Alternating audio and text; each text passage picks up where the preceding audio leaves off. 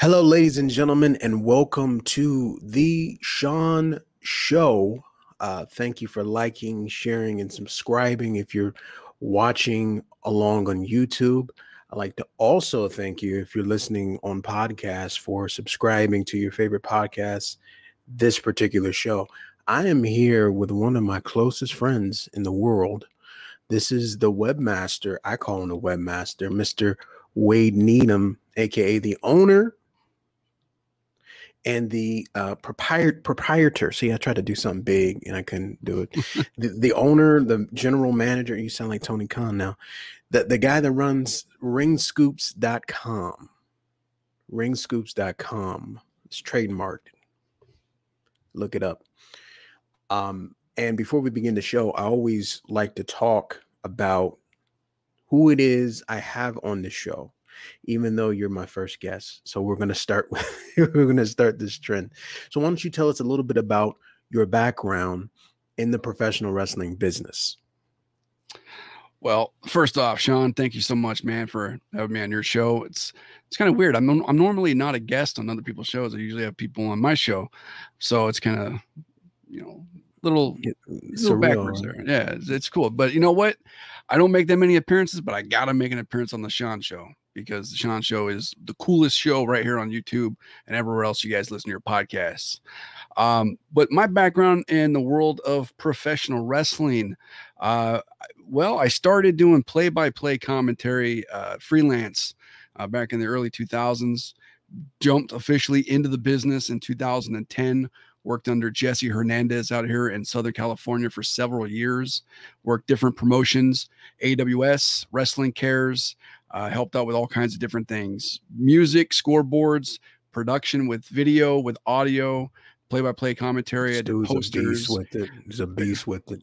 When a lot of guys didn't want to flyer, guess what? I went out in the heat in my wheelchair. I flyered, because no one is above helping out with whether it's ring crew or flying or anything like that. So if you guys are out there and you're in the business, work. That's what I explained a little bit on my first revamp show, is that I explained that I cleaned up, I did flyers and stuff. That's what you have to do. There's no one that's above that if you're trying to pay your dues in the business. But this man had a lot of innovative ideas. One of the ideas that he had, and I'm just going to go ahead and blow it out there, talk about it, is there was a little company that's gaining some steam in terms of a comeback by the name of XPW. And XPW was doing another show called Cold Day in Hell. I believe that was the name of the show. I, as well as a good buddy of mine, brother of mine, Chris Kloss, we had a podcast. They weren't really called podcasts, and I don't know what you called them, but we had a show, and we were doing the show, and it never saw the light of day because Mr. Kevin Kleinrock just didn't like it for whatever reason. I don't know why he didn't like it. There's no disrespect to him. It's his company at the time, or he was the producer of it at the time. So I couldn't really say or do anything. It's his. What can you say? But this man came up with this idea that everybody's doing right now, which was basically a pay-on-demand service. He created this website that literally, and this is back in the day. This is like 2006 ish. 7-ish, around that. Yeah. So before you had all these easy to use and move and click and point websites, this man coded this thing where basically it was a WWE network before the WWE network. It's an on-demand subscription where you could see all these different matches and DVDs and stuff like that. It was really, really good. It was a way ahead of his time. And I just wanted to throw that out there. So I just wanted to give some background to who you are, because I know who you are, but I want everybody else to know who you are. And I'm sure they've probably seen your face around as well, too. He's very, very big. He's in the actual CAW Hall of Fame, ladies and gentlemen. Yeah. Mr. Wade Needham is the voice of No DQ CAW, as well as the superior Slam and Jam. I said it. We miss Slam and Jam, by the way. So I miss Slam and Jam too. right. So he's the voice of it. And like he said, two voices is another guy by the name of Bobby Spade. I don't want to talk about him too much. But yeah, so he's been around. He's been doing this for a long time. So we're gonna talk about as you saw on the thumbnail, we're going to talk about AEW versus the WWE, or should I say the WWE versus AEW, because in boxing, right, they have the A side and the B side, and the A side is the WWE. So maybe they should get first billing. Now, before we go into this discussion, I always like to start with fact. And I don't have facts per se. I have a lot of opinions from different people. So I'm going to read a little bit from Sports Illustrated about what they believe about this WWE versus AEW war. And then we're going to go into our own personal opinions and belief and just flow. Just flow, as I saw a radio show, just flow from the Survivor Scrolls. That's what they used to say. Okay, so now this is by, believe it or not, Dave Meltzer. Interesting. For for Sports Illustrated .com wrestling. So the article starts out and he says, "I'll raise you one, I'll see that, and raise you two." At an investor call a few weeks ago, WWE CEO Vince McMahon was asked about the competition between his promotion and 2-year-old newcomer All Elite Wrestling. And if, like in the late 90s, and my nose is itchy, so you see it if you're watching on YouTube, this will be the tide that lifts all boats. He blew off that notion and pretty much tried to blow off AEW as competition. But the competition between the two major pro wrestling brands have never been more serious, nor has any competition in wrestling dating back 22 years. Interesting. Hold on to that thought. On Friday night, AEW brought, and this is obviously an older article, brought CM Punk, one of pro wrestling's biggest stars from 2010 through 2014, out of a 7-year retirement. I think money did, but that's a different conversation. In doing so, it set a company record crowd of 15,316 people, selling out the United Center in Chicago in 4 minutes. Ooh, I don't think that's accurate, bro. After tickets went on sale to the general public, it also set its single event merchandise sales record of more than $200,000. That's very impressive. Preliminary numbers from the top 10 TV markets indicated ratings were up 57% from the debut of Rampage a week prior. In the article, Punk's appearance in his home city drew one of the most amazing audience reactions to a pro wrestler in U.S. history. The reaction was compared to Montreal's reaction to Hulk Hogan. In Really? 2000, wow, yeah, he's going there, huh? In 2002, shortly after his WWE return, or the reaction to Triple H in Madison Square Garden a few months before that, upon his return from a torn quad.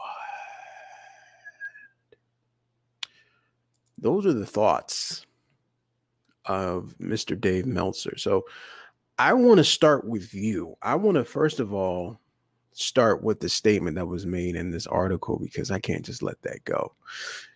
He said that the competition between the two major pro wrestling brands have never been more serious, nor has any competition in wrestling dating back 22 years. What say you? Do you agree or disagree? That this current thing with WWE and AEW is the biggest thing since the Monday Night War? In 22 years, yes. Do you agree with that? I think from a fan standpoint, it's definitely bigger than the Monday Night Wars. From an actual business standpoint, I still think that remains to be seen. I think AEW is definitely, no pun intended, going all out and trying to capture, jaded fans, capture as many people on the market as they possibly can. That's something that even back when TNA first started and some ex WWE stars would show up in Impact, but they weren't as frequent as AEW. I think Tony Khan at AEW is a lot more aggressive in this than Dixie Carter was. Definitely up there in the level that Eric Bischoff was. So yeah, I think this is the biggest competition, this biggest war, I guess, since the Monday Night Wars. It's certainly bigger than the TNA one. Well, see, that's why I kind of disagree with you, only from the standpoint. When TNA was popping, right, and they were doing their thing, they had the nerve to go head to head. They had the nerve to do that. And the ratings that they were popping were like 1.5, 1.3. They were in the ones. So everyone has a very short-term memory. I'm not saying you do, but I'm just saying the majority of wrestling fans have a short. I do. Well, I'm not saying you do in regards to this, but the majority of the wrestling universe forgets that we've seen this before. In terms of this being a war.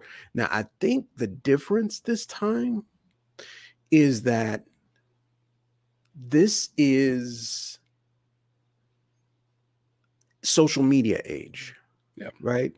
So back then when TNA was TNA and starting out, there was really no wrestler that had its own following like these guys have on their Instagram accounts and Twitter pages and Facebook pages.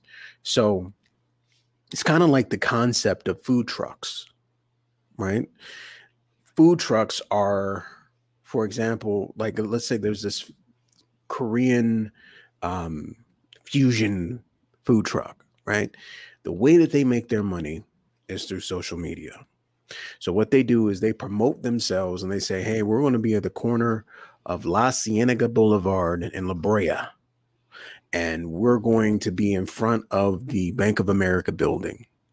And with us being in front of the Bank of America building, we will be there from 12 to 3.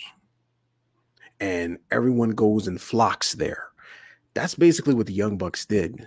Hey, we're going to be in Washington, D.C. at this time, at this event. Tickets are this much. If you pay us an extra so-and-so, then we'll have a privatized autograph session. Like they created their own fan base. So when you have all of these guys, obviously, if you like the Young Bucks, you pretty much like all their friends, right?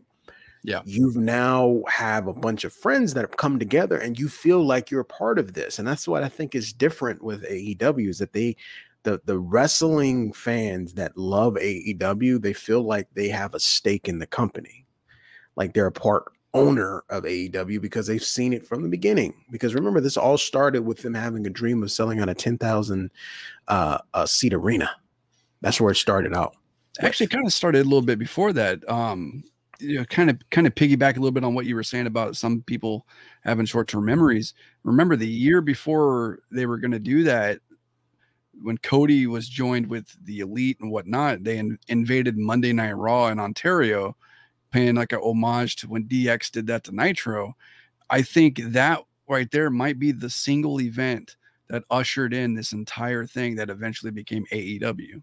I think it goes before the Dave Meltzer thing of challenging them. Yeah, because what's interesting, and then we'll go further into detail on this war, but what's interesting about the perception of everything is everyone is acting like this has never happened before. Yeah. And that's the part that really is hard for me to swallow. The WWE has been tested before. Vince McMahon, even though he really he really dissed those dudes. He was like, I'll even give him more talent. And the next thing you know, Bray Wyatt was released. But he basically painted the picture that, look, these guys are not giving their all. That's what he said. We didn't have a billionaire. It's not like having a billionaire throwing everything at us. That's competition. He doesn't see this as competition. They're not sweating it. So my question to you is, he said this before the CM Punk thing. He said this before the Bryan Danielson thing, and he said this before Adam Cole. How do you feel now about those particular statements that Vince McMahon made, that he does not see AEW as competition? It's a great question. I you know what? I don't consider AEW a serious major thing of competition. Obviously, Vince doesn't either. Several people in the company don't. Like you pointed out, those statements that Vince had made were before the CM Punk thing, before All Out and everything that transpired on that pay-per-view. I think the proof is in the pudding. Numbers don't lie. Have the ratings or the needle moved, as everybody likes to use the phrase, is slightly for a very, very limited time. But in the case of, say, Rampage, only one time the needle moved. It went back to its somewhat normal number from the debut, a little bit lower than that, actually. Yeah. Numbers have not been really over the top, except for the post show from All Out. This is Wednesday. They're going to be on tonight. Tomorrow afternoon is going to be very interesting when that number comes out, because if it's not anywhere near 1.3 or even 1.2, 1.1, if it's 1 million or under, then I think that's a bad thing for AEW up to this point. I think it's a bad thing, period, that the ratings have not leveled out. And when I mean leveled out, I'm just talking from a standpoint of Rampage. That's very, very bad to drop that fast. Yeah. Now, it was taped.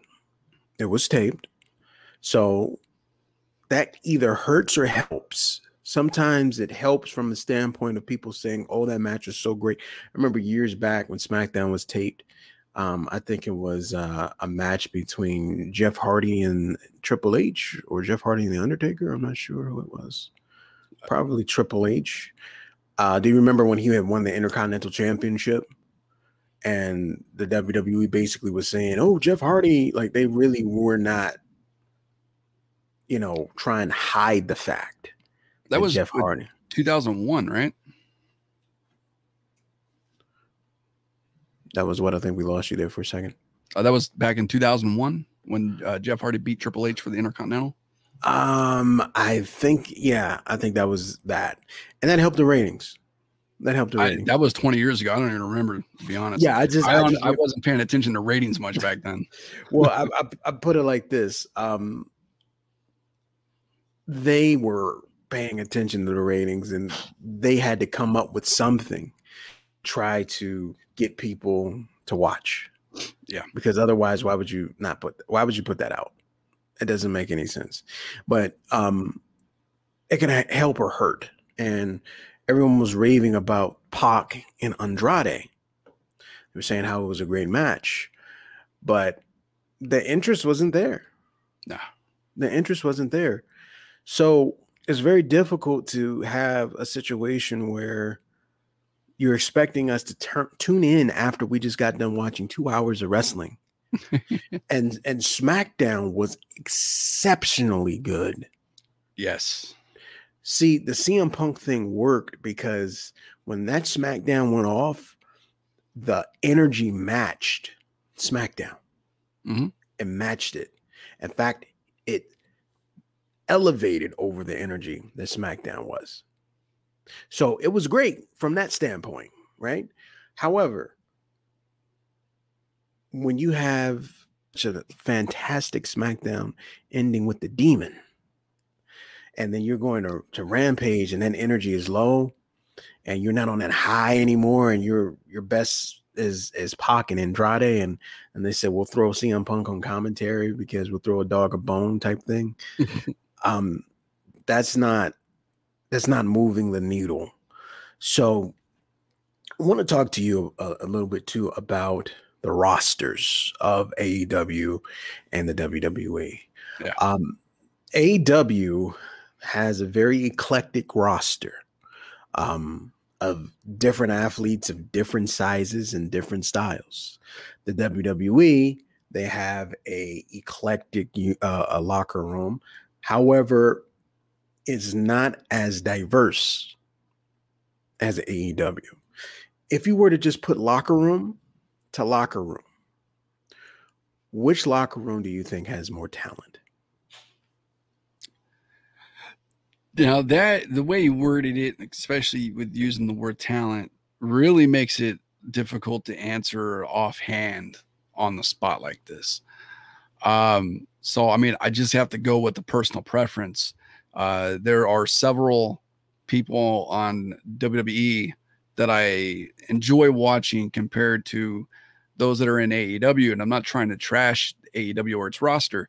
It's just there's more people that I would rather watch on the WWE than there are in AEW. And I partially blame that. Not just, I mean, it's up to the wrestlers to get themselves over and to have them give you something that you can emotionally invest in. Yeah. But it's also, as us as fans, it is our responsibility to also kind of pay attention to macro economics of this instead of microeconomics of it, right? Think big picture. Right. So I do place a lot of blame on myself where I get very lazy in my wrestling viewing habits, especially in like the last 5 years, where, you know, back 15 something years ago, you know, I would actively seek out things. So I would, oh, this is kind of cool. I'll watch this. This is really cool. I was Now, the same way. yeah. And nowadays, if it's not directly in front of me, it's not in my eyesight. You know, I either have to have somebody straight up tell me what it is, or it has to be that much bigger of a commotion for me to say, hey, I should check this out. And I think WWE's talent roster is more boom, big in your face kind of stuff that makes me take notice. That's just my personal preference. Yeah, I agree with you, because I mentioned on the last show that the WWE creates superstars. Yeah. And AEW has a bunch of professional wrestlers. Nothing is wrong with having professional wrestlers. But if you're trying to draw in a new audience, they need to be superstars. The whole thing that was very interesting to me is I saw a very detailed documentary. I wouldn't even say it was a doc. Yeah, it was a documentary. It was a WrestleMania documentary. I didn't see all of it. I just saw a part of it. And this is what makes me think that the WWE roster is better. They had, and I'm not even going to explain who this is. I'm just going to talk about what this person did. This person came into the company in 2016. It's 2021. When they came into the company in 2016, they had absolutely no professional wrestling experience at all. Never wrestled an indie, watched it a little bit, but never did anything in the ring. This person was scouted because of this person's athleticism. This person's athleticism was outstanding. They showed this person during tryouts, jumping, hopping. Matt Bloom even said, wow, this person is athletic. Years pass, and this person gets better and better and better. Starts main eventing, starts moving merchandise, appears on the main roster, and now main events WrestleMania. Who is this person? Any guess? Any clue? Braun Strowman? No. Bianca Belair. Okay. Bianca Belair. Bianca Belair was a product of the WWE system. Was not a product of the indies. Was not a product of someone coming from somebody else's wrestling school. She learned everything from a tryout. And you look at where she's at right now. I know I did not know that about her. And the funny thing is, how many people in the past have chose to attack wrestlers that never came through the indie system? Roman Reigns and all of those guys, John Cena. John Cena worked the indies, but people like to forget that he did. But Bianca didn't work the indies, as you said, and she doesn't get torn apart by those same people. That's kind of a hypocrisy thing going on there, isn't it? Yeah, because what's funny about and for those that are interested in this and her story, look up on the WWE Network, WrestleMania 24/7, whatever they call it, day one, and they go into detail. They show footage of her because she used to be a professional bodybuilder, and she had a mohawk and everything. She looked crazy, bro. Red mohawk and everything. Wow. And oddly enough, it was Mark Henry that saw her and said that you would be good to come to the WWE if you're interested. And this is on Peacock? This is on Peacock. And they used to show where she used to run track. She used to do everything that they talk about her and her promos. She actually did. So she came into the WWE with just pure athleticism. And look at where she is today. Why? Now you're probably saying, Shaun, like, yo, that's just one person. So how do you base a roster around just one person? You have to look at the stars that they created. You have to look at that. I wouldn't know who a Seth Rollins was unless it was for the WWE system. I wouldn't know who a Randy Orton was unless it was for the WWE's system. I wouldn't know who Roman Reigns was if it wasn't for the WWE's system. AEW has hired a bunch of guys that they did not develop. They inherited these guys, most of them, because they were fired from the WWE, and then they ended up getting a job with AEW. A lot of these guys, if they never worked for the WWE, they were friends with the VPs of AEW, worked the indies, and had their shot or opportunity with AEW, and they did not feel like they needed to develop them any further. Why? Because they had an act on the indies. So if you look at the roster up and down, what is the one homegrown talent that AEW's created?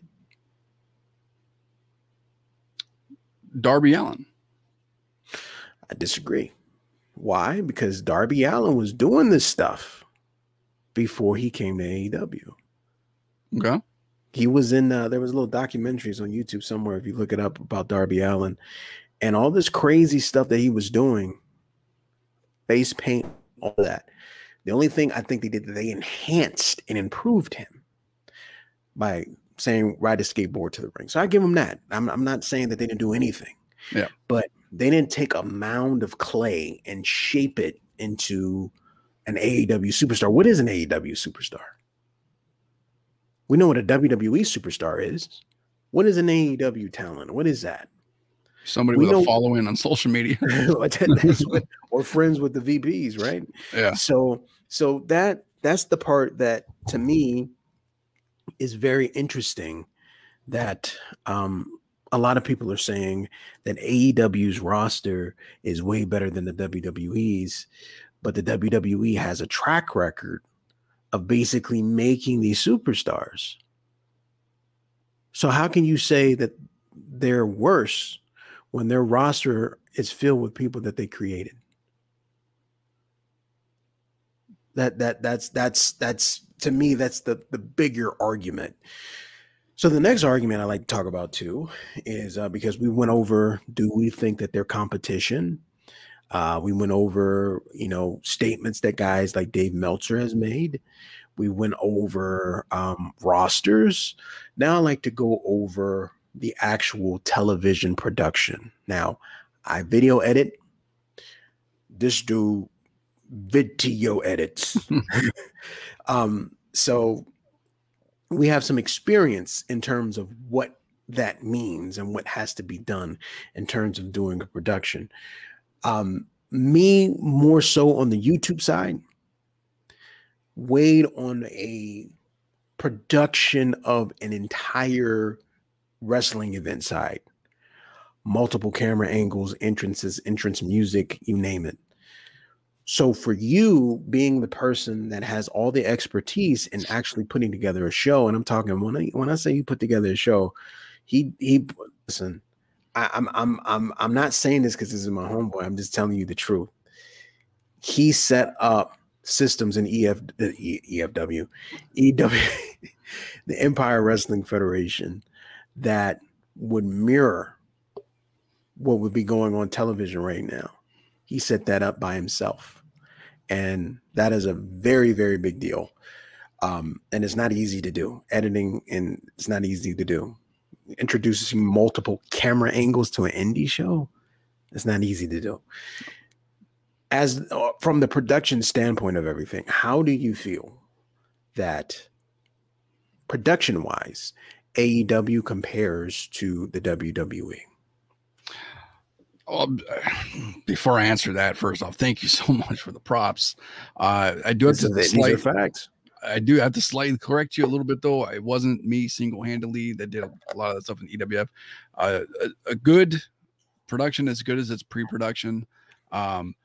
Tin Man was one of my camera guys. We would talk about what kind of camera angles to do. He would execute it. He did great. It's not just the guy that does the editing. You talk to the camera people. You talk to everybody that's also involved in production. You get on the same page. Not only on the same page, but you make sure that you're in the same chapter on the same book. Right. Right. So let me give those props to the guys that definitely help Wade shape this thing. But let me be clear, because I don't want to shortchange anybody. Right. Yeah. Wade is the quarterback of the club. You know, he's the one that not only is running the plays on the field, he also coaches the team. So he put together this idea of doing these multiple camera angles for these shows, and he definitely had some assistance, definitely had some things in place and conversations to make this great. But it's just what I'm saying, for somebody that's never done it before, he figured out how to do it. I like to consider myself like the Willie Beeman of it, because I wasn't the first or second choice to do a lot of this. I was, third, fourth choice, and I rocked the boat on it. But anyway, as far as AEW production compared to like a WWE production, I can't say at this moment it is 100% fair to give an assessment against the two, considering that AEW itself as an entity has been around for 2 years and WWE's been around for several decades. However, from 2 years ago up until right now, I think AEW has gotten better in their production from their debut. They're starting to kind of get it. WWE, one of the biggest things that they have going for themselves, and I have a conversation with my buddy, the DA, about this all the time, because he's a huge sucker for this stuff.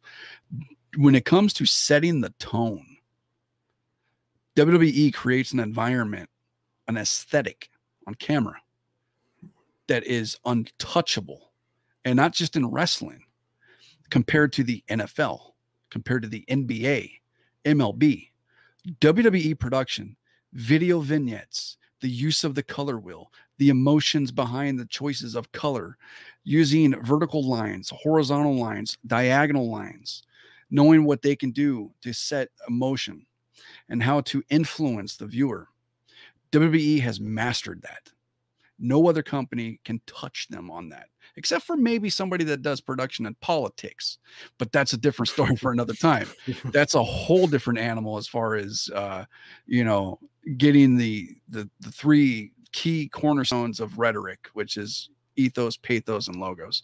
But WWE, hands down, is better. But AEW, from their start to right now, has definitely gotten better. I think they're getting it. They got a lot to learn, and they do have a pretty good crew. A lot of them worked on WCW. A lot of them worked in TNA. So it wasn't like they just brought in a bunch of guys that didn't know what they were doing or sat on the shelf for 20-something years. They got guys that, when they were done with WWE or WCW, ECW, TNA, they moved on. They went to do different things here and there. And AEW kind of cherry picked, on a smaller scale to what Vince did in the 80s and 90s, but they cherry picked the best of what was around available to them at the time. So I will give it to WWE for sure, though. They definitely have a stronger production. I agree hands down, especially this new set they introduced not too long ago. of this big, massive screen where it just looks like the wrestlers are just being spit out from it. It is just absolutely amazing, especially if you have like a 4K television and you're looking at the colors and the presentation. And one thing that they did was very, very smart is they closed the gap. So there wasn't such a big widening of a ramp for the superstars to come down. So it makes them seem centered in whatever the presentation is behind them. There's actually a term for that. That's called magnetism of the screen. See, I just went to school for it, so I'm just letting you know. Yeah. So I just say stuff look good, but the dude went to school for it. I'm just saying. I'm not putting him over. I'm just saying he's just. It's like I said, dude. WWE's mastered this. Right. So what I'm saying is they have created such imagery for each talent that comes out that it's his own individual brand, his own brand. There's a difference between a Bobby Lashley and a Roman Reigns in terms of their entrances, and it's a big difference. The whole room, the atmosphere of the arena changes when these guys come out. Especially color patterns, right? Color patterns change. The lights blink in a certain sequence. It's just completely on another level. AEW, what I will give AEW props on is that they have, I think at this point, learned how to time a show. There were times where they didn't cut from one scene to the next or cut too early, and we saw some behind the scenes stuff that people put online and made jokes about. Yeah. So they know how to time the show. They know that a cut is quick. They know that a transition is quick. They know that, if you have 10 seconds left, don't take all those 10 seconds. You want to be early rather than late in terms of your countdowns. So they learn that. Where they lose me is the set. I absolutely positively hate this two-sided set. ECW and TNA, they all had their own flavor and taste of how things should be. ECW, I will use them because they knew that they didn't have a lot and they embraced it. They made the entrance look like it was coming out of a street fight or something. Barbed wire and bricks, and the ECW, logo. They embraced that. They knew they weren't going to be able to do much. They embraced it. TNA said, hey, listen, we're going to make this Impact Zone rocking. We're going to make the screen as big as we can. And we're going to, try to create some type of ambiance here on a lower level. If you think about it, they are really the creators of the vibe of a smaller wrestling promotion looking bigger. They're the creators of it. So they had their aesthetic. Rampage, I don't know what's going on with these ramps. It would have been so much better to me if CM Punk came out in the WWE type stage. Just imagine the visual of that. Him coming out in the WWE with that big screen and a big television, and then you seeing the two, that would just be nuts. Now, they did good. Don't get me wrong on the Punk thing. They're great. But just visually, it could have looked better. To end this particular topic, I will say this. I remember, and I think I told this story before, I remember on an interview I saw with Kevin Nash, and he was talking about when they were in the Monday Night War. And he said that he was at home and he was watching WrestleMania. And this was the WrestleMania that Mike Tyson was a special guest enforcer. And he said that Vince McMahon literally had many trailers playing before each match, showing the conflict from the beginning to the end of the feud until where we are now. These vignettes back in the day, there are Instagram channels that are just dedicated to them. Yeah. And YouTube channels that are just dedicated. That's how good they were. And they would just be a meshing together of all of the things that happened in this particular storyline leading to this match to get someone educated if they weren't watching wrestling or missed a week or two. He said he saw that. Then he saw Mike Tyson, and he made a comment, and the comment that he made was very, very good. And please excuse, guys, you may hear some cutting of grass and stuff back there. It's the landscaper. And no, I'm not trying to be sedity. That's just what's happening. It's the landscaper cutting grass. So what happened is when Nash saw this, he said, we can fight him and fight him and fight him, but we cannot outproduce this guy. We can't outproduce them. They went into Monday Nitro that Monday. He looked at Kevin Sullivan. They gave a look to each other like, we're in trouble. And that, for me, is the difference. Casual fans are going to look at stuff like that the WWE produces and says, yo, what is that? At least stay around for a little bit and be interested as to what's going on. We see that from AEW. If you're not a wrestling fan and there's not really things aesthetically pleasing to you, and you see like a Marco stunt come out, like, and there's no disrespect to him, I'm just being honest. Yeah. You're going to be like, wow, I don't know what this is. This looks crazy. Is this guy, you know, what is this guy? And then you turn the channel. So that's production. Our last topic, time has flown. Our last topic, I believe, has to be about the future. We've talked about what's going on now. We talked about the talent. We talked about if we believe there's competition. We read what other people thought. We talked about the production value. Now we're going to talk about the future of AEW versus the WWE. Now, Chris Jericho, I don't have that exact quote in front of me. I wish I did. But Chris Jericho said, and I'm going to paraphrase this as much as possible, that, and you know what? I'll have the actual comment pop up on the screen. There it goes. Chris Jericho, and I'm paraphrasing this. You can read it for yourself at home. Chris Jericho said that he believes within the next 6 to 8 months that the AEW Dynamite will be Monday Night Raw. They will not beat them every single week. Make sure to say that. But he said, watch in the next 5, 6 months, 6, 8 months, whatever. Basically, let's give them 8 months, 6 to 8 months, that they're going to be beating Monday Night Raw in terms of the ratings. What do you say about that comment? What do you feel about the future of AEW, its ratings, and this competition against the WWE? I know that's a loaded question. Well, like to start with facts, right? Last week's Dynamite demo did beat Monday Night Raw. But the overall number didn't get close. But the demo did beat it.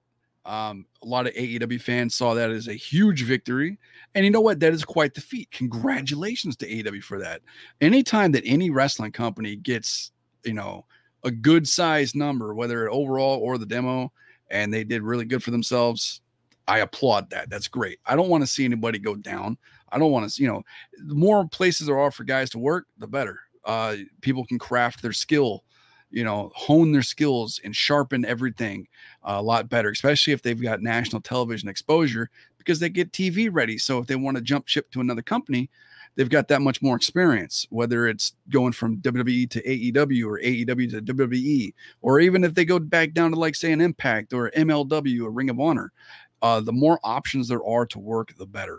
So I want to put that out there first, or second, really. The demo was the first one. And then third, if AEW is bringing in a lot of these guys that they're bringing in, CM Punk, Bryan Danielson, Adam Cole, Ruby Soho, That's her name, right? Soho. That's the name. She's Ruby Riot, whatever. Yeah, yeah, it's kind of weird. They're bringing in a lot of these people. I'm just gonna throw out there something I texted you a couple days ago.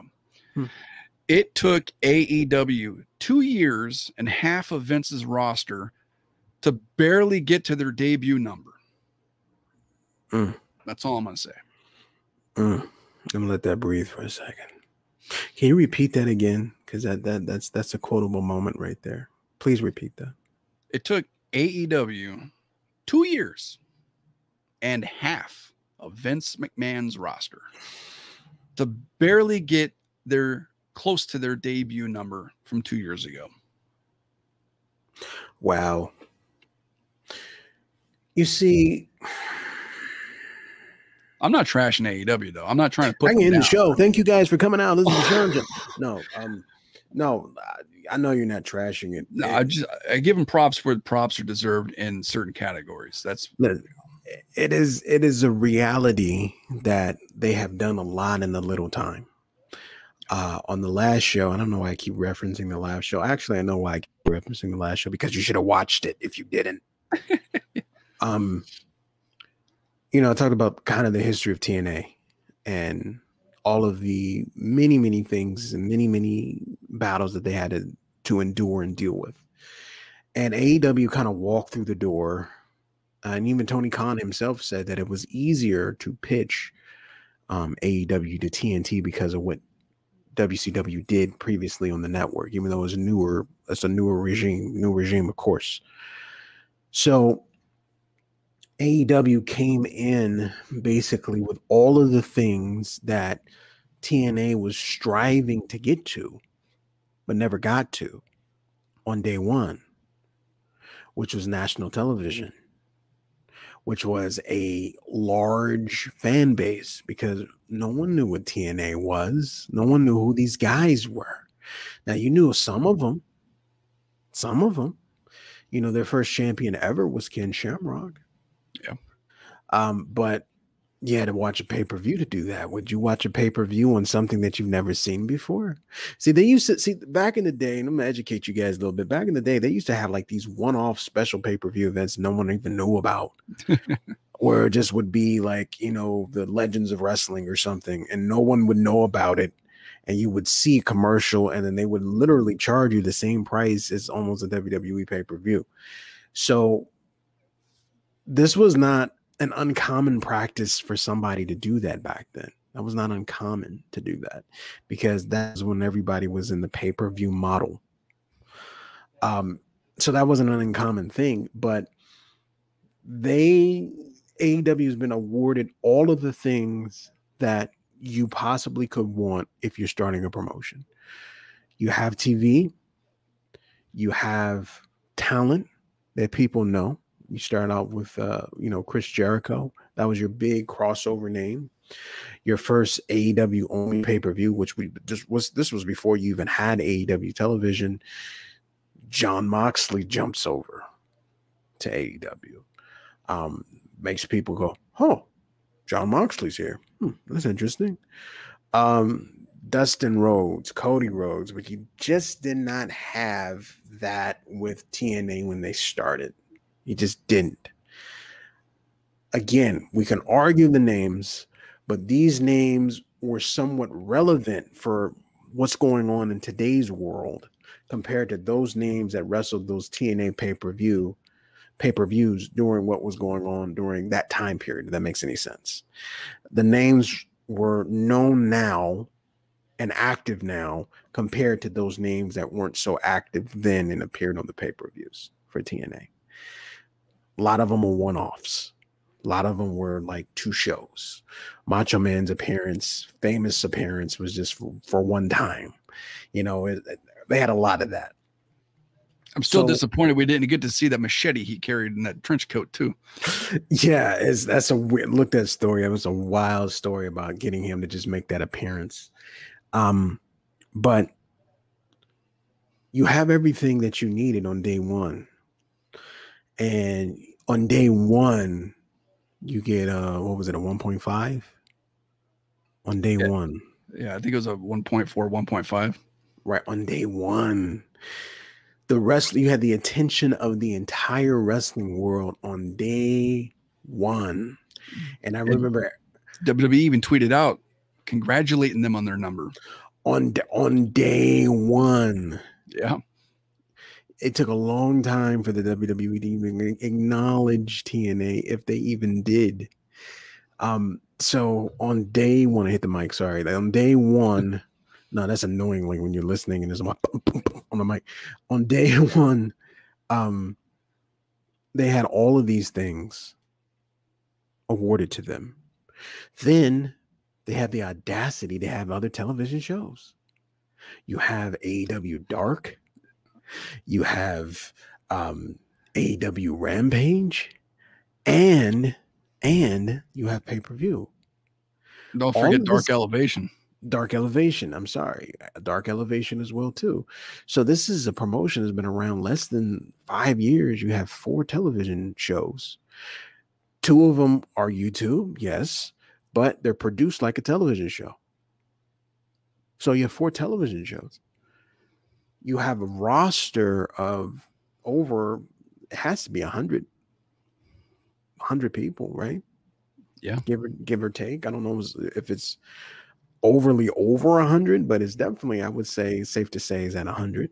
You could do 2 World War IIIs in one night, probably. Right. So it's a lot of talent, right? And a lot of homegrown talent. Well, not homegrown. A lot of when I say homegrown, let me rephrase it because I'm thinking in my mind, a lot of localized talent that people have seen that are now getting mainstream success, as well as the other thing that they have that, TNA never really established. They tried it a couple of times with the World Cup, TNA World Cup, where you had AAA versus TNA and World Cup competition. They had that relationship with New Japan, bringing all these guys over. They also have the relationship with AAA. They also have a relationship with Impact. They have all of this stuff that is awarded to someone, right, that has taken years possibly to acquire or develop in terms of relationships. They've done this in record time. But it's still not going to work. And I did all of that to show you exactly what they've done, to give them their props, and I'm telling you why it's still not going to work. It's still not going to work because you have to understand that this is a television program. And they don't understand that yet. All of the things that Tony Khan said, we're not going to have any promos that are outside of the ring. We're going to use a ranking system. We're not going to insult the intelligence of the fans. I am not going to be an on-air character.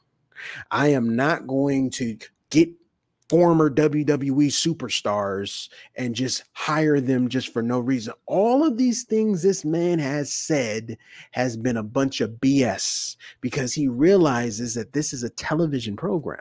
And because this is a television program, you have to produce things that people want to see. And he has not done that. Still is not doing that.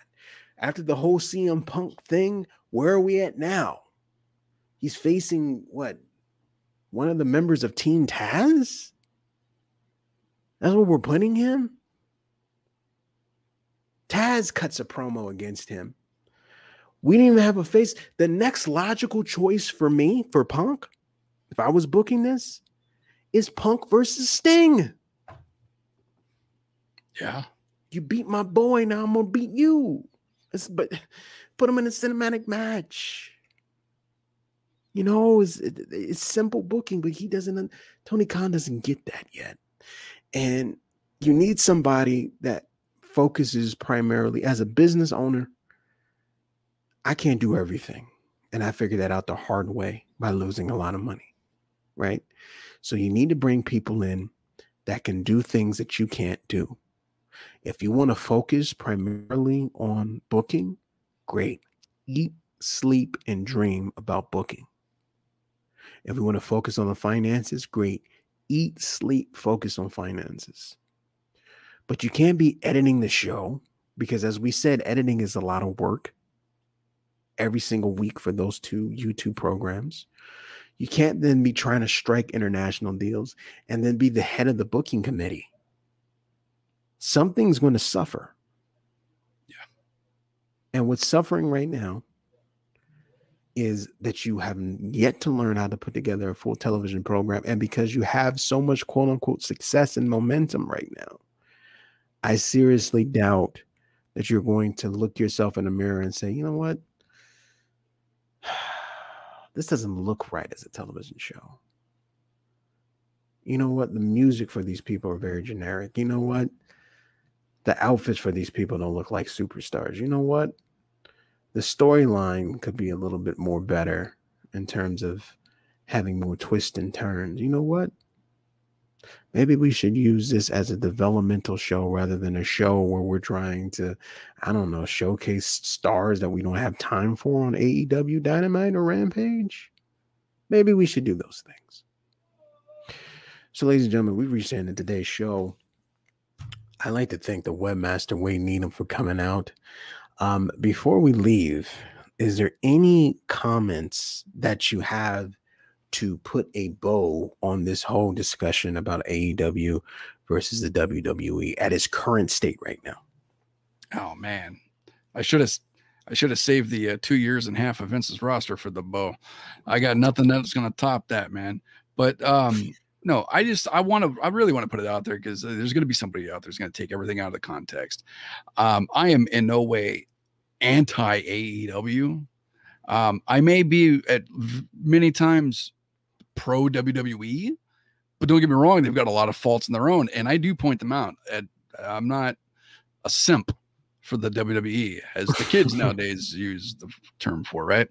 But you know, with all that said, you know, I wish AEW the best. Like I said before, the more places there are for people to work, the better. More places there are for people to work, the better for the fans. They got more options. And this day and age, with the way that distribution is, a lot easier because you can create your own distribution nowadays. Twitch, Absolutely. YouTube, Anchor, all these different things, you know, StreamYard, everything. People can start up anything, anywhere, at any time right now. And they can get a big following. Distribution has changed so much in the last 20 years, especially for professional wrestling, and not just distribution in the terms of how do I get a product out there, but now we are in an age of distribution for an individual talent. Social media is the driving force to get yourself out there. Kevin Nash put it best a long time ago. Kevin Nash said that when it comes to wrestling, wrestlers are their own companies. You've got Kevin Nash, LLC. You got Shawn Michaels, LLC. All these guys are, you know, their own individual brands, right? Nowadays, with social media, it's easier to get yourself out there. You don't have to have a machine like Vince behind you to get yourself out there. Guys like the Young Bucks have got themselves out there without working for the WWE under a contract. And you notice I say that very carefully because they have made appearances on WWE programming, never had a contract. So if anybody out there wants to try to play the game, well, they were on WWE TV once. They were never under contract. Yeah, a lot of the guys have appeared not under contract as guest roles in WWE. I think Ricky Starks was one time backstage. MJF, he got punked out by Goldberg, wasn't it? Yeah. It's multiple guys have appeared on WWE television, Yeah. but yeah, you're absolutely right. We are about improving and refinement of these promotions, and AEW does not, in my opinion, believe that they need improvement or refinement because everything is going their way. Their momentum is just so hot that we're taking it down, and people saying RIP WWE, when in actuality, SummerSlam was the most watched SummerSlam in the history of SummerSlams, was the most socially active, highest gate they've ever received for SummerSlam, which is crazy because I think about that SummerSlam of the British Bulldog against Bret Hart, and that you had a bigger gate than that. So so wrestling is good. WWE is good. AEW is good, but we want everything to be great. Yeah. Anything to plug? Ringscoops.com. That's all I'm going to say is on that one, because you can find everything I do on ringscoops.com. If anybody out there, this is not wrestling based, but if anybody out there is a big fan of Disney parks, all that stuff, I just recently launched an Instagram dedicated to showing off my journey of going to the Disneyland parks, Disneyland California Adventure. It's on Instagram, Magic Key on Wheels, all one word, Magic Key on Wheels, because it's not just about a journey through the Disney parks, but through the eyes of those that are disabled and in a wheelchair, such as myself. So if anybody out there has any questions about accessibility within the park, I'm your guy. And it's a very good show. He also has a bodyguard that if you call him during the Twitch streams, no, that's an inside joke. And his partner, the butcher, doesn't get involved either. So yeah, I had to take a shot. But guys, thank you again for watching the Shaun Show. Remember, like, share, and subscribe, and we will see you here next time. Peace.